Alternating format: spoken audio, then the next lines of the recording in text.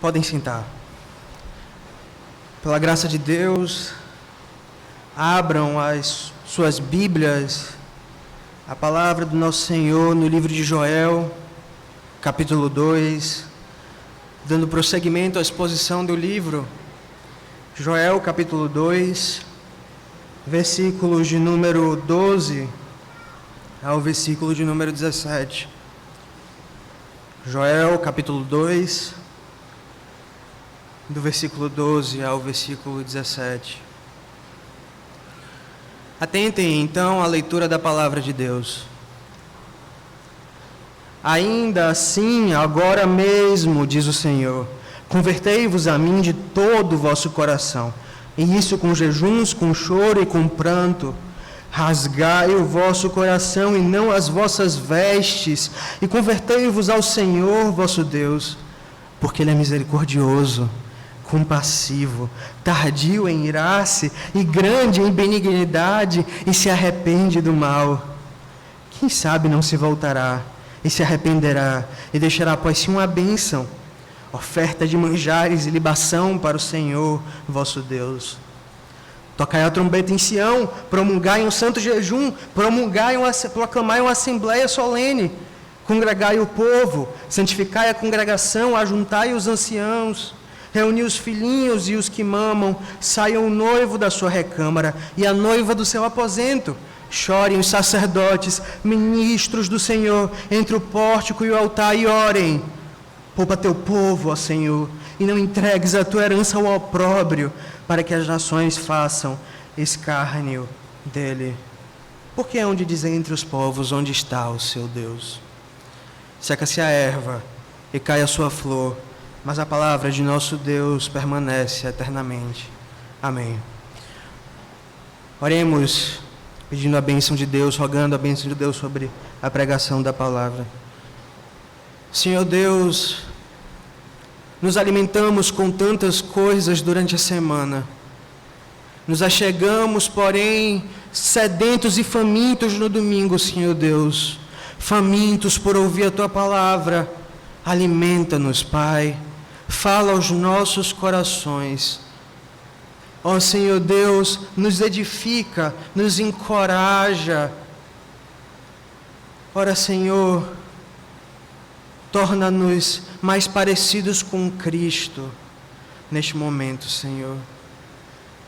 Abre os olhos do nosso coração, dá-nos coração de carne para ouvir a palavra e aplicar, Senhor. Cuida de nós, nós oramos em nome do Senhor Jesus Cristo. Amém.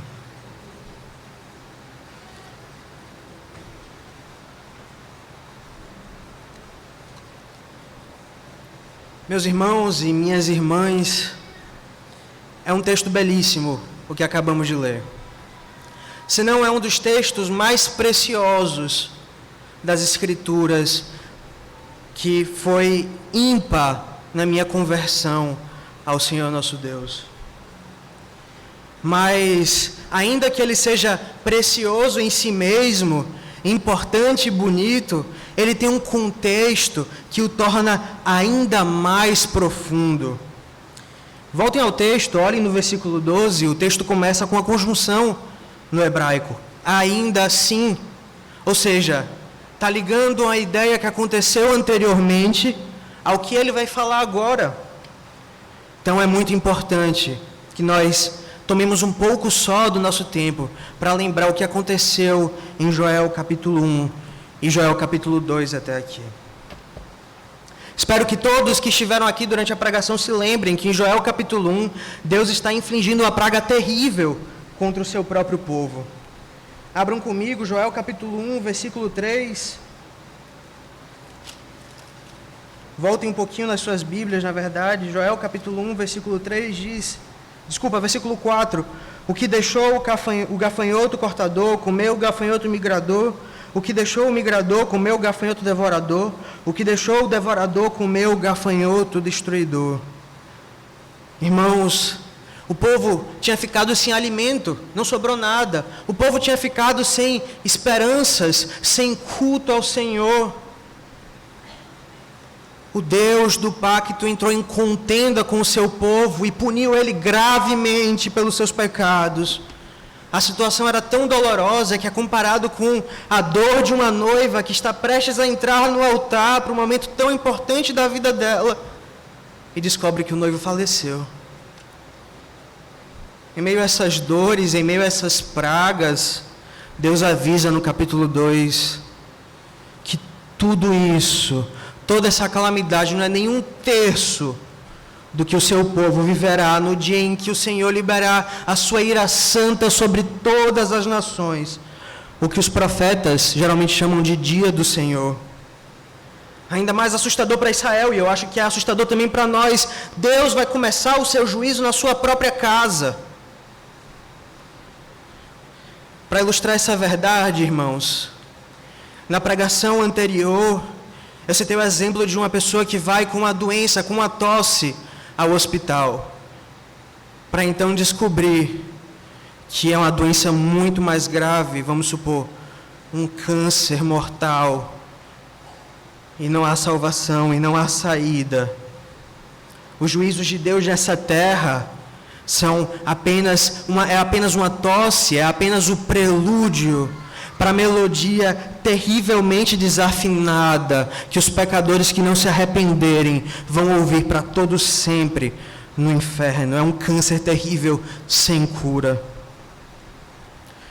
E então, irmãos, quando descobrimos que temos uma doença gravíssima, tão mortal, tão grave, o que deveremos fazer para ser salvos do pior? O que nós podemos fazer para ser salvos dos juízos de Deus? Nesse texto que acabamos de ler, o Deus que infligiu sobre o seu povo tais pragas nos diz que a cura dessa doença é engolir a amarga pílula do arrependimento. Irmãos, Deus está vindo e vai começar o juízo pela sua própria casa. Você tem de tomar as amargas pílulas do arrependimento pelos seus pecados, para não ser encontrado no dia final com a mais terrível das doenças. Sobre a estrutura do texto, nós vamos ver em duas partes. A primeira maior do que a segunda, realmente. Veremos primeiro que Deus, Ele ordena que individualmente o seu povo se arrependa. E depois nós veremos que também o Deus pactual requer que o seu povo pactual se arrependam em comunidade, conjuntamente pelos seus pecados. Em primeiro lugar, irmãos, tornem comigo novamente para o texto, veja o que diz o versículo 12. Ainda assim, agora mesmo, diz o Senhor, convertei-vos a mim de todo o vosso coração. Veja que o que introduz o período, o que introduz a sentença, é um advérbio de tempo. Agora mesmo, a mensagem que está sendo pregada aqui pelo profeta é urgente. É urgente. Israel, você já brincou por muito tempo com o pecado, se arrependa agora mesmo. Irmãos, o pecado é mortal, é como um objeto radioativo, Césio 137, urânio. Brincar com eles é brincar com a morte. Então Deus olha para o seu filho, brincando com esse objeto mortal e fala: Israel, está na hora de largar isso. Judá, já passou do momento, é agora. Tão urgente é essa mensagem de arrependimento, que foi a primeira mensagem que João Batista, aquele que preparou o caminho para Jesus Cristo, pregou, em Mateus 3, versículo 2. Foi a primeira mensagem que o nosso Senhor Jesus pregou no seu ministério na terra, Mateus 4, versículo 17. Foi a primeira palavra que o apóstolo Pedro usou para instruir aqueles judeus em Atos 2, versículo 38, que queriam ser salvos. Como faço para ser salvo? Pedro diz: arrependam-se e sejam batizados. É uma mensagem urgente, é para agora mesmo, e tem prazo de validade. Abram comigo em Isaías, capítulo 55, livro do profeta Isaías, capítulo 55, versículo 6. O Senhor diz: buscai o Senhor enquanto se pode achar, invocai-o enquanto está perto. Essa é a mensagem mais urgente possível. Arrependam-se agora. Vocês caíram por muito tempo. Agora está na hora de se converter ao Senhor. Vocês já abusaram da paciência do Senhor por muito tempo. Agora está na hora de se arrepender. Seus pecados são nojentos para a terra já não aguenta mais o peso dos seus pecados. Convertam-se agora mesmo. Meus irmãos e minhas irmãs, a mensagem agora de Joel faz mais sentido. Os capítulos iniciais fazem mais sentido agora. A mensagem que o Joel está passando não é de um Deus castigador. Não é de um Deus que tem prazer na violência, em ver o sofrimento. Ora, Ezequiel disse que nem na morte do ímpio Deus tem prazer. Deus não enviou a praga no capítulo 1, nem anuncia o juízo ainda pior do capítulo 2, versículo 1 a versículo 11, simplesmente para ver o seu povo aterrorizado, simplesmente para ver o seu povo sem chão. Mas todas as coisas, na sua santa providência, têm uma razão. Nós lemos em Romanos 8, 28, um texto que muitas vezes é tão mal interpretado. Todas as coisas acontecem para o bem do povo de Deus. Nada é por acaso, os juízos não são por acaso, Deus não é um grande castigador que castiga por acaso. Nós vemos no capítulo 1, irmãos, que Ele tirou o vinho dos bêbados, Ele tirou o pão do pai que trabalha para conseguir o pão para sua família, Ele tirou o culto do povo ao Senhor, Ele tirou as esperanças do povo, para que o povo não tenha esperança, senão tenham esperança no Senhor. Ele é um pai amoroso que disciplina o seu filho, e depois da disciplina dolorosa, Ele olha para o seu filho e fala ao coração deles. Ele disciplina o seu filho, e depois Ele fala ao coração do seu filho: já passou da hora de se arrepender. Ainda assim, agora mesmo, diz o Senhor. Ele não é simplesmente aquele que diz as pragas, Ele é o que faz o tratado de paz com o seu povo. Yahvé convoca o seu povo para agir. Em Oséias capítulo 6, versículo 1, diz que Yahvé é aquele que faz a ferida e é aquele que cura a ferida. O pastor Paulo, na pregação passada, no livro de Jonas, disse que Yahvé é aquele que anuncia o juízo para os ninivitas, e é aquele em que os ninivitas devem se esconder do juízo. Yahvé, Ele é o general dos gafanhotos, Ele é o general da paz do seu povo também. Quem diz é o Senhor, quem vai convocar o seu povo ao arrependimento é o próprio Senhor. O Deus das catástrofes é o Deus do povo de Judá, é o nosso Deus que nos convida para, em meio a essas pragas, nos abrigarmos nele, a salvação nele, porque diz o Senhor: arrependam-se, convertei-vos a mim. Então, qual é a cura proposta por Yahvé? Qual é a cura proposta por Deus? Acompanhe comigo ainda no versículo 12. Diz o Senhor: convertei-vos a mim de todo o vosso coração. O verbo converter literalmente significa mudar a direção, ir para outro lugar. Nós estávamos caminhando no caminho de Satanás, Judá estava caminhando no caminho de Satanás, no caminho deles mesmos, e Deus fala: convertam-se, voltem-se a mim. E essa é a verdadeira conversão, irmãos.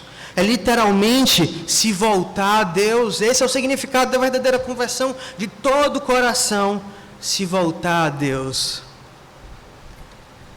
Judas, no Evangelho de Mateus, ele pecou contra o Senhor e se encheu de remorso. Ele se voltou contra ele mesmo. Ele não conseguiu perdão, ele se converteu, se voltou contra ele mesmo. Pedro, por outro lado, que negou a Cristo 3 vezes, se voltou para o nosso Salvador, para o Salvador dele, e disse 3 vezes: eu te amo, tu sabes que eu te amo. Então foi convocado para apacentar o rebanho do Senhor. Deus ordena que o seu povo mude a direção do seu coração. Olhe para Cristo, olhe para Deus. O coração no Antigo Testamento é a fonte de todas as afeições, nós sabemos disso, nós já ouvimos muitas pregações sobre isso. O coração é a fonte das afeições, das decisões, da moral. Ele tem de ser direcionado completamente a Deus. E é só assim que Deus promete ouvir o seu povo. Abram comigo em Deuteronômio, capítulo 4. Livro de Deuteronômio, capítulo 4. Do verso 29 ao verso 31. De lá buscarás ao Senhor teu Deus e o achará. Quando? Quando buscares de todo o teu coração, quando estiveres em angústia, e todas essas coisas te sobrevierem nos últimos dias, e te voltares para o Senhor teu Deus, e lhe atenderes a voz. Veja, novamente, quando buscares de todo o coração, versículo 31, então o Senhor teu Deus não te desamparará, porquanto Deus é misericordioso, nem te destruirá, nem se esquecerá da aliança que jurou aos seus pais, se me buscares de todo o coração. Seguindo o versículo até o fim, o versículo 12, nós vamos ver que o arrependimento interno, que a conversão interna tem marcas externas. Leiamos juntos o versículo 12 até o fim, de todo o vosso coração, e isso com jejuns, com choro e com pranto.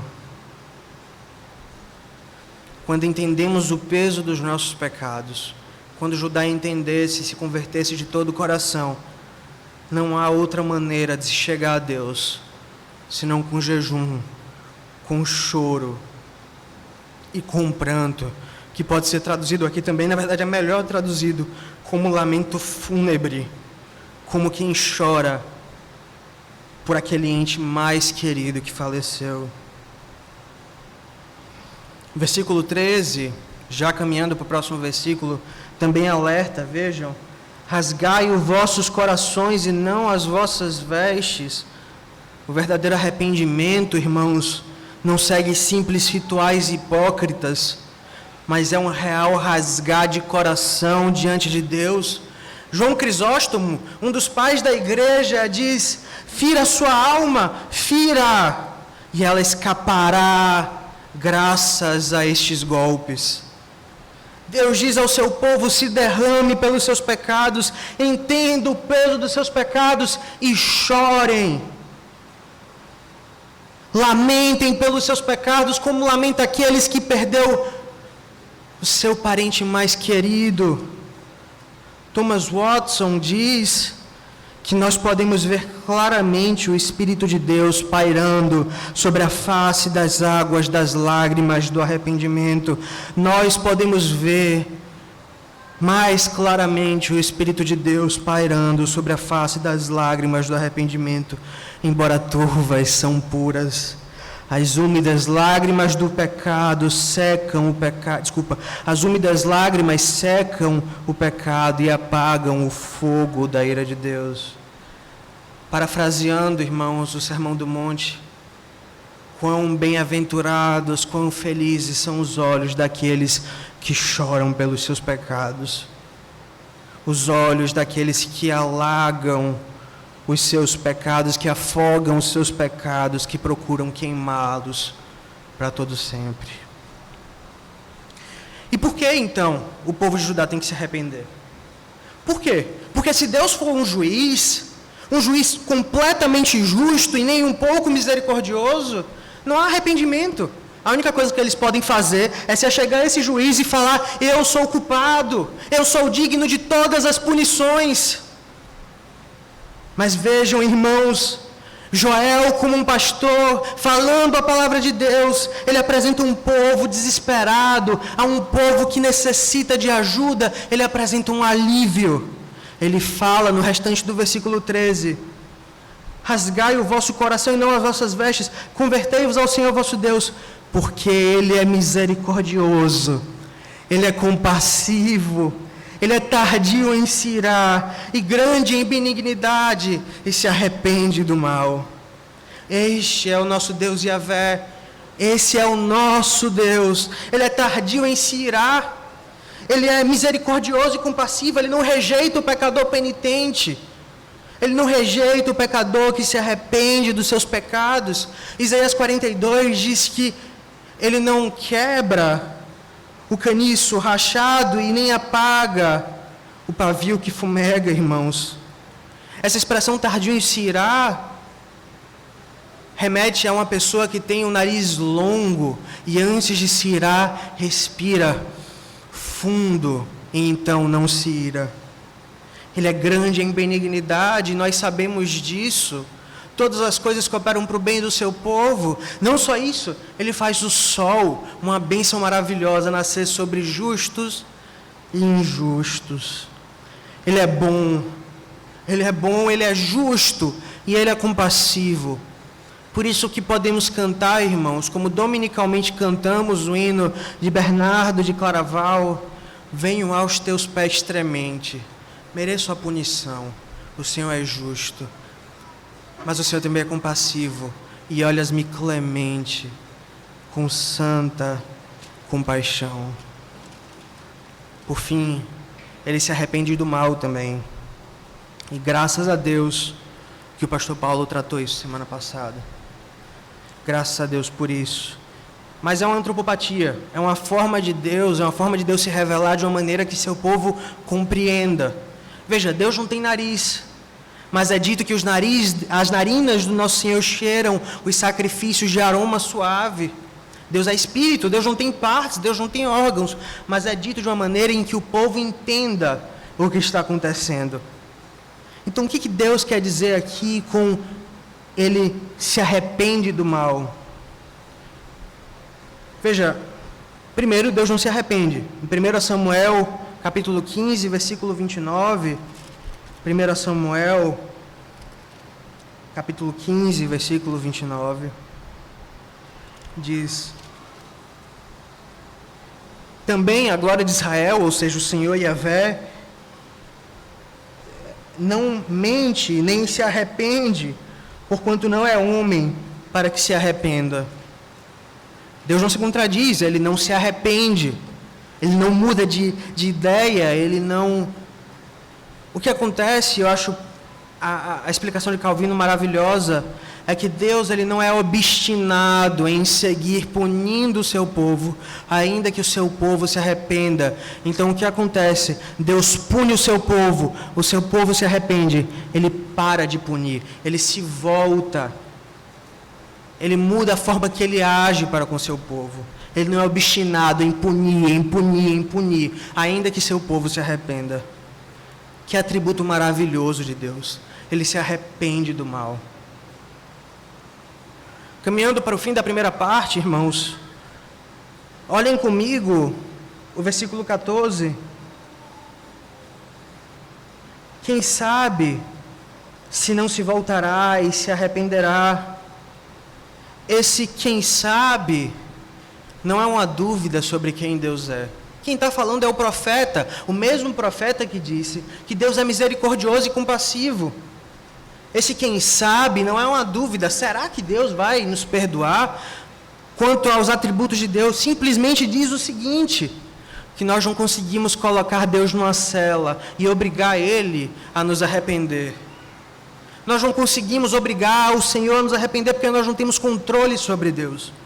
Nós podemos rogar por misericórdia, nós podemos implorar por compaixão, nós podemos lutar com Deus em oração, como Jacó fez em Peniel. Mas nós não podemos obrigar o Senhor a nos perdoar. Nós não podemos fazer isso. Dillard, um comentarista bíblico, diz: nosso arrependimento não controla mais a Deus do que as mágicas performadas pelos sacerdotes pagãos. Nós podemos ter paz no coração quando nos arrependemos, porque nós sabemos por certo de que Deus ama o pecador penitente. Ele ama aquele que se arrepende. Ele é gracioso, ele é compassivo, ele é misericordioso e tardio em se irar. Além disso, é uma parte maravilhosa do texto, no capítulo 14 ele segue. Joel fala que o povo não só deve esperar o perdão, mas ele deve esperar também uma bênção. Deus ainda deixaria uma bênção, veja, quem sabe não se voltará, se arrependerá e deixará após si uma bênção, uma oferta de manjares e libação para o Senhor vosso Deus. A bênção não é o retorno do vinho, a bênção não é o retorno do alimento porque eu estou faminto. A bênção que Deus vai deixar após si é o culto ao Senhor, é uma oferta de manjares e libação para que o povo possa novamente cultuar o Senhor. Irmãos, quando nós nos vemos cercados pelos nossos pecados e pelas consequências dos nossos pecados, nós não devemos orar como muitas vezes oramos pela restituição de cargo na empresa, pela restituição de um relacionamento, simplesmente. Nós devemos orar para que o Senhor possibilite que nós venhamos à casa do Senhor cultuar o seu santo nome. O profeta Joel quer colocar o coração do povo no lugar. Eles devem buscar o arrependimento, não pelo medo das pragas simplesmente, mas porque eles querem cultuar a Deus. Eles querem cultuar o Senhor. Irmãos, imaginem que esperança maravilhosa o profeta Joel está falando aqui. Deus trouxe alívio a um povo desesperado. O povo estava cansado, o povo estava sofrendo pelos seus próprios pecados. Era um povo já sem esperanças. E Deus fala, há uma cura para o seu estado. E essa cura é dolorosa, é amarga, mas é maravilhosa. É o arrependimento, é rasgar o coração, é se humilhar, é se despedir de si e depender inteiramente da graça do nosso Senhor. Essa é a cura. É o único caminho, irmãos, para que nós não paguemos o preço dos nossos pecados. Arrependam-se individualmente dos seus pecados. Depois de ver que Deus chama o seu povo a um arrependimento sincero e individual, Deus então, o Deus pactual, vai chamar o seu povo pactual, seu povo comprado, sua nação escolhida, para se arrepender como um todo e se lamentar. E eles podem esperar a misericórdia do Senhor. Atentem à leitura do verso 15, irmãos. Joel 2, versículo 15. Tocai a trombeta em Sião, promulgai um santo jejum, proclamai uma assembleia solene. A trombeta mais uma vez é tocada aqui. Eu não sei se os irmãos se lembram, a trombeta já foi tocada antes. No versículo 1 de Joel. Veja só, leiam comigo, voltem um pouquinho.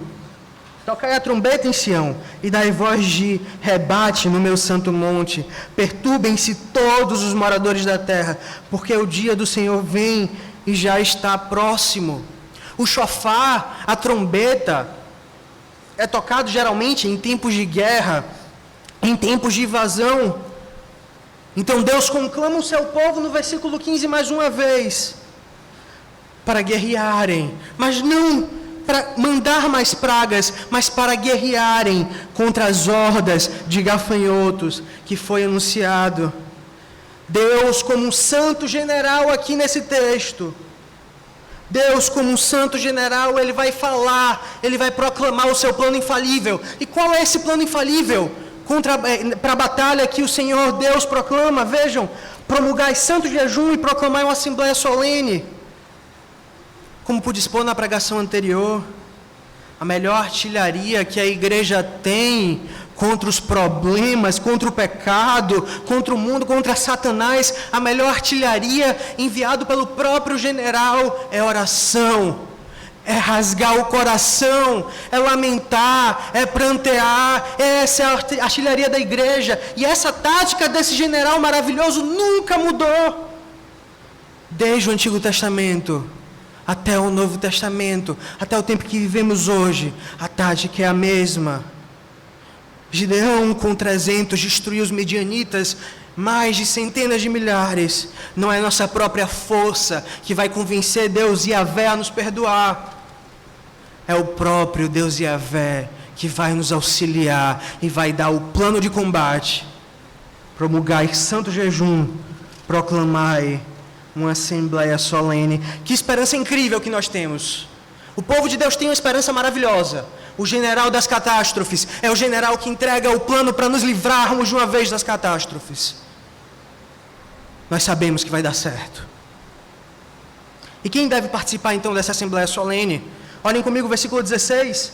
Congregai o povo, santificai a congregação, ajuntai os anciãos, reuni os filhinhos que mamam, sai o noivo da sua recâmara e a noiva dos seus aposentos. Todos devem estar presentes neste encontro de Deus com o povo. Os idosos, as crianças, as noivas e os noivos, todos juntos na congregação do Senhor. Todos, independente da idade, da condição civil, todos devem estar juntos do Senhor. O noivo que está prestes a casar, a noiva que está prestes a viver um momento tão esperado, ela deve abdicar dos seus próprios prazeres para estar diante do Senhor. Os bebês que mamam e que às vezes acham esse momento tão doído porque tem que ficar acordado, está calor e tudo mais, os bebês também têm que estar aqui.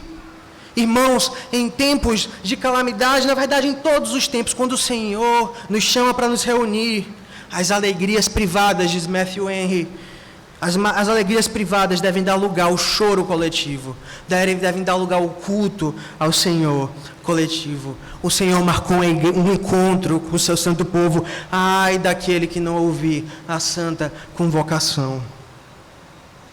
Deus diz: parem tudo o que vocês estão fazendo, pare todas as coisas, me encontrem na minha casa. Então passa a dar instruções, que está no versículo 17. Chorem os sacerdotes, ministros do Senhor, entre o pórtico e o altar, e orem. Os sacerdotes, então, ministros da casa do Senhor, eles vão liderar o povo no sofrimento. A gente viu em Joel capítulo 1 que eles são os primeiros a sofrer, que eles são os primeiros a sentir a dor dos próprios pecados. E eles lideram então o povo em arrependimento. Onde é que Deus será servido por esses sacerdotes? Entre o pórtico e o altar, que muito provavelmente era o altar onde os sacerdotes, o altar de bronze, né? No tabernáculo, no templo, onde os sacerdotes ofereciam o sacrifício, depois de terem limpado as suas mãos na pia. Então eles estariam puros, o sumo sacerdote estaria puro para entrar no santo lugar, no santo dos santos. Só que eles chegam entre o altar e o pórtico, que é a porta dos santos, sem nada nas mãos para oferecer. Não tem sacrifício de libação, não tem manjar, o gafanhoto comeu todas as coisas. Como é que eu vou me achegar ao Senhor sem sacrifício? Eles não podem oferecer o sacrifício de libação, eles vão ter que oferecer sacrifícios espirituais. 2 verbos indicam aqui o que eles vão fazer. Primeiro, chorem. Não porque o povo está passando mal, não porque o povo está precisando de comida. Não chorem porque você está vendo sofrimento. Chore porque você pecou contra Deus, como diz o versículo 12. Chore porque o povo tem insistido em pecar contra o Senhor Deus. Chore por isso. É um motivo digno do choro. Abram comigo, irmãos, Salmo 51, capítulo 51, versículo 16 e 17. Salmo 51.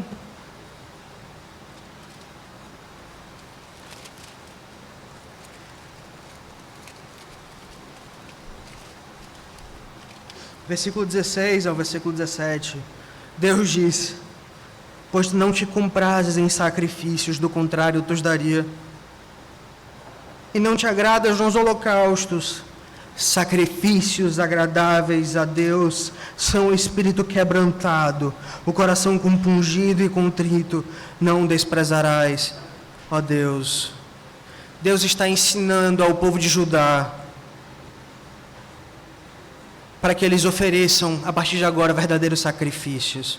Que eles não ofereçam simplesmente os ritos externos, mas que eles ofereçam o seu coração a Deus rasgado, chorando em lágrimas. A esperança, irmãos, a esperança para o povo que chora diante de Deus.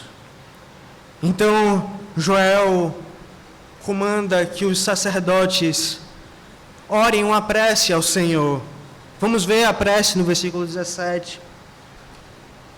Poupa o teu povo, ó Senhor, e não entregues a tua herança ao opróbrio, para que as nações façam escárnio dele. Porque onde diz entre os povos, onde está o teu Deus? Poupa o teu povo, ó Senhor, não entregues a tua herança ao escárnio. O povo apela ao Senhor pactual, a Deus Yahvé, aquele Deus que comprou o povo no Egito. Nós somos o teu povo, ó Senhor, sua herança. O Senhor prometeu ao teu povo que em Abraão seríamos bênção para as nações. Nos olha com compaixão. O povo de Israel, em Êxodo, capítulo 19, versículo 5, é dito que é o tesouro de Deus. Em Ezequiel, no capítulo 16, é dito que o povo de Israel é o filho adotado de Deus. Que eles são maravilhosos, irmãos. Quando nós orarmos por perdão diante de Deus, devemos apelar ao nosso Deus que nos comprou, nosso Pai que nos adotou em Cristo. Percebam finalmente que os sacerdotes que estão conduzindo a oração, eles não devem orar pela prosperidade de Israel simplesmente. Eles não devem orar pelo bem material do seu povo. Eles oram para que o nome de Deus seja exaltado, para que o nome de Deus não seja feito vergonha. Vejam, eles dizem: não entregues a tua herança ao opróbrio, para que as nações façam escárnio deles. Essa palavra escárnio é a mesma palavra para aqueles provérbios populares, para que as nações não façam um provérbio popular de Israel, para que os babilônios não abram as suas bocas insolentes para dizer: esse daí é tão pobre quanto o povo do Deus Yahvé. Nós devemos nos preocupar com o nome de Deus em tudo que fazemos, irmãos. Por causa da praga causada por Deus no capítulo 1 e as promessas de juízos piores no capítulo 2, Israel está como que doente, irmãos, com um prognóstico sombrio. Ele está prestes, graças à bondade de Yahvé, a receber uma pílula do próprio Deus e então ser curado. Eles devem se arrepender amargamente e voltar a se converter para Yahvé. Caminhando para o fim, permitam fazer algumas breves aplicações sazonais aos irmãos. Primeiro, queria falar com você, pecador que não se arrepende diante do Senhor. Acompanhe novamente comigo a leitura do capítulo 2, versículo 12. Ainda assim, agora mesmo, diz o Senhor, convertei-vos a mim de todo o vosso coração. O tempo para você se arrepender, irmãos, é agora. Agora, pecador, Deus hasteia a bandeira branca e promove e propõe paz entre a sua guerra com Ele. O pecado nos faz habitar no centro da vontade de Satanás. Não é um lugar legal para habitarmos, irmãos. Não é um lugar bonito para estarmos. O pecado é um veneno. A gente precisa de um antídoto rápido, senão esse veneno vai nos matar. O pecado é uma ferida aberta. Se você não colocar pontos, você vai pegar uma infecção e você vai morrer para sempre. E essa é a verdade. Quanto mais deixamos o pecado com uma ferida aberta, mais ela vai afetando o corpo todo. E a nossa alma vai se tornando endurecida. Nosso coração fica mais resistente a voltar. Por isso se arrependam agora. Porque uma árvore plantada, nos primeiros dias é fácil tirar. Mas quando cresce raízes no solo, não há forças que tire, forças humanas que consigam arrancar uma árvore que já fez raiz no solo.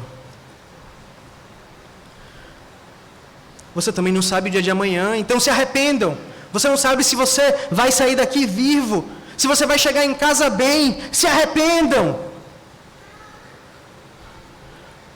Você que não consegue sair do laço das mulheres adúlteras, você que age com tanta ira para com sua família, para com seus amigos, dando uma péssima imagem de Jesus Cristo, da sua salvação.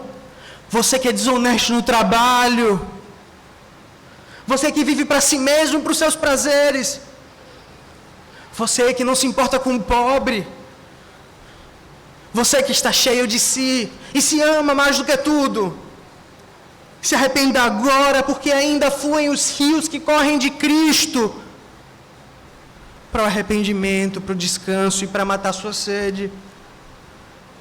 Irmãos, o inferno está cheio de pessoas que esperaram até ser tarde demais para se arrepender dos seus pecados. Está cheio de pessoas que sentaram em todos os séculos da igreja nos bancos como vocês estão sentados hoje, mas demoraram demais para converter o coração ao Senhor finalmente. Convertam-se dos seus pecados, voltem atrás. Não deixem o veneno na sua circulação por muito tempo, senão certamente você vai morrer para sempre. Segunda aplicação, irmãos. É mais provável que uma moça dê à luz a um filho sem dores do que você se arrepender sem tristeza profunda. Deus nos chama para que rasguemos os nossos corações na presença dEle.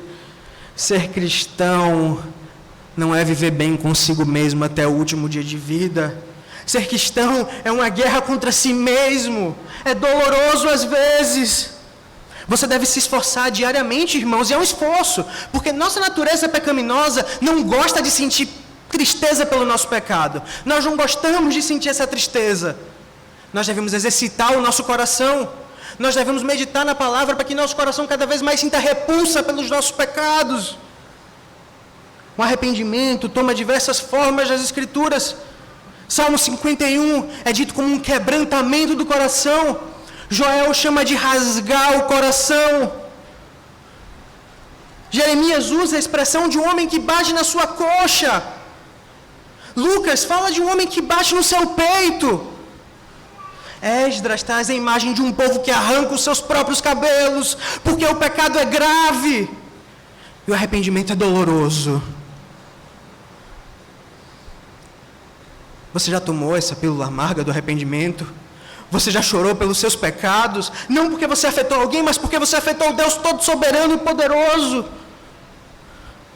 Você já tomou a pílula amarga do arrependimento? Irmãos, é mais fácil uma mulher dar luz sem dor do que um cristão viver a vida inteira sem sentir dores terríveis pelos seus pecados. Abram comigo em Zacarias, capítulo 12, versículo 10.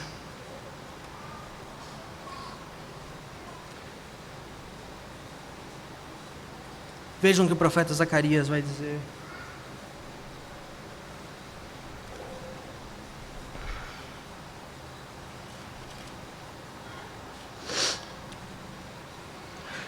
Capítulo 12, versículo 10. E sobre a casa de Davi, sobre os habitantes de Jerusalém, derramarei o espírito de graça e de súplicas. Olharão para aquele a quem traspassaram, planteá-lo como quem planteia por um unigênito, e chorarão por ele como chora amargamente pelo primogênito. O espírito que vai ser derramado deve nos fazer olhar para Cristo quando pecarmos e chorar amargamente, como se nós mesmos fôssemos aqueles soldados que crucificaram a Cristo. Foram os nossos pecados realmente que levaram Cristo a morrer a morte mais humilhante possível. Quando pecarem, olhem para Cristo Jesus. Novamente, como se vocês fossem os próprios soldados que prenderam as mãos dele, enquanto ele falava no coração cheio de amor, um coração voltado para o Pai.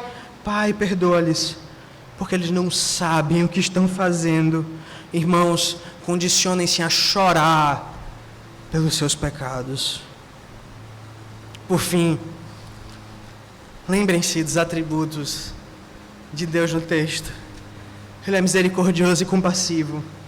Ele é tardio em irar-se. Em Apocalipse, capítulo 4, versículo 3, diz que o nosso Deus está sentado num trono de arco-íris. E arco-íris é um emblema de misericórdia. de amor, um emblema que começou em Noé. Salmo 103, versículo 8 e Salmo 86, versículo 5 diz que Deus é tardio em se irar, Ele demora a se irar, mas Ele é rápido, pronto para perdoar. A imagem, irmãos, dessa passagem, Thomas Watson, ele dá essa imagem maravilhosa. Deus é como uma abelha, naturalmente produz mel, produz doce, mas se provocada, ferroa. Se você pecou ousadamente contra o Senhor, olhe para o Senhor em oração como um juiz, mas não simplesmente como um juiz, mas um juiz que está sentado em um trono de arco-íris, de misericórdia, de compaixão. Para finalizar, irmãos, abram comigo em Mateus 25, versículo 31 e 32.